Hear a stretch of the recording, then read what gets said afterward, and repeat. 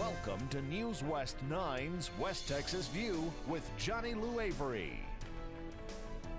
Welcome to the West Texas View. I'm Johnny Lou Avery, and my guest again today is Lisa Grissom. She was here last week, and we talked about the Tall City Blues Fest, because this is something that's so exciting and coming up in midsummer.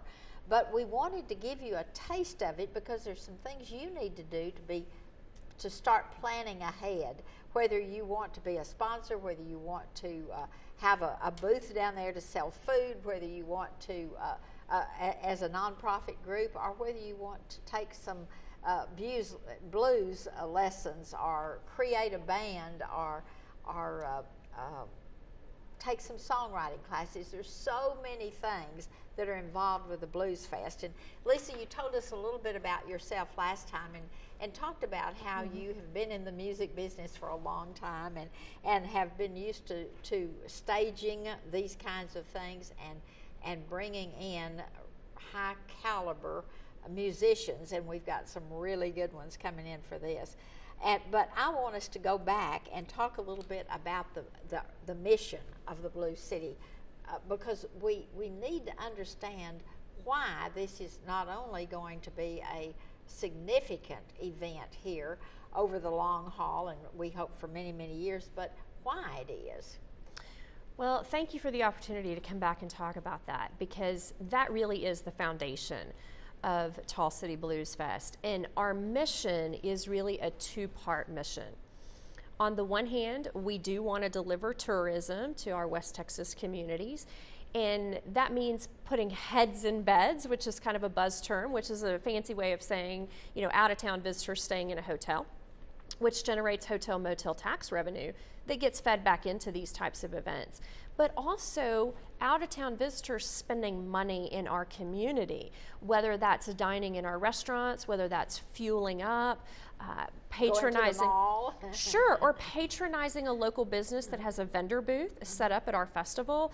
So tourism is a big part of our mission of delivering that tourism. And as I said last week, we are spending pinpoint marketing dollars to target that strata of blues connoisseur that every year during Blues Festival season tours the countryside, a lot of times in an RV. We're even making RV parking accommodations for them. It's just fabulous. But the other part of our mission is that we want to deliver a significant community festival to local West Texans. We want to do that in a family-friendly, safe entertainment environment that brings different cultures and communities together in a real harmonious and uplifting environment. And so people come out for Tall City Blues Fest the last weekend in July because that is the thing to do. And they're coming out because we have programmed it to be able to offer something for everybody. Whether somebody in their family's playing in our Texas Hold'em tournament, or they're enrolled in a workshop for harmonica lessons, or any other of our number of workshops. Maybe their child has a poster design entered into our poster competition, which has a $1,500 scholarship at stake. Maybe their organization or their church is volunteering to hand out festival programs at the festival. Maybe they do know somebody that is a performer on our stage, and they're a big fan of that particular musician, and they're coming out to hear them. Or they want to shop through the local art gallery, or they can't wait to get their hands on a beer flat of some tasty down-home Louisiana shrimp and crawfish, So something for everybody. And it's come and go all weekend. We don't expect people to come and just stay. I mean, you certainly can do that, but there's other things that you may want to go and do. Summer Mummers is going to be going on that same weekend. Oh, how neat. So we're not necessarily trying to compete with a bunch of other activities. Absolutely, absolutely. And speaking of complimenting, we have a juke joint program that is set up. And so we obviously have some really great nightlife businesses in very close proximity to downtown Midland, and I'll name those specifically. There's a Mahogany Lounge inside of the Hilton, which is our host hotel. Over on Main Street is Cigar Frogs. Just around the corner, within less than 5 minutes walking distance, is The Bar and Hot Shots. And we have a brand new local nightlife establishment, Lone Star Bar.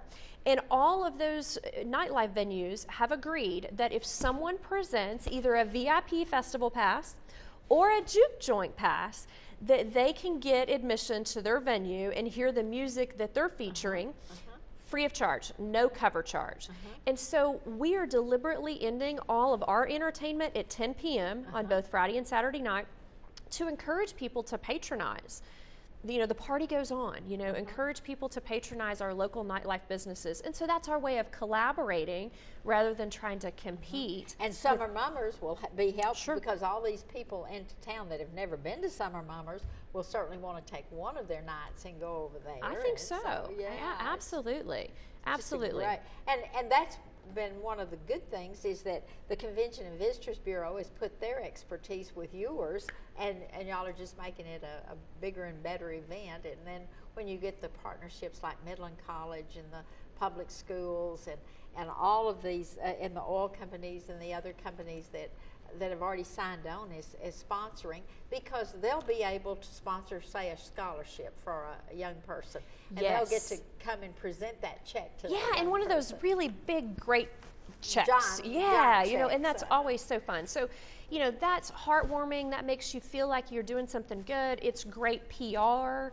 I mean, it's win-win all the way around. And the fun of standing in front of a special backdrop and having your picture made with one of the musicians that are there, and having your little child. We're going to make it like, I mean, I don't know that we'll have a red carpet per se, but we are definitely rolling out the red carpet for our VIPs, and we will have a backdrop that'll have those little Tall City Blues Fest logos all over it, you know, like you see when they go to the Grammys, it has the Grammy logo all on the backdrop.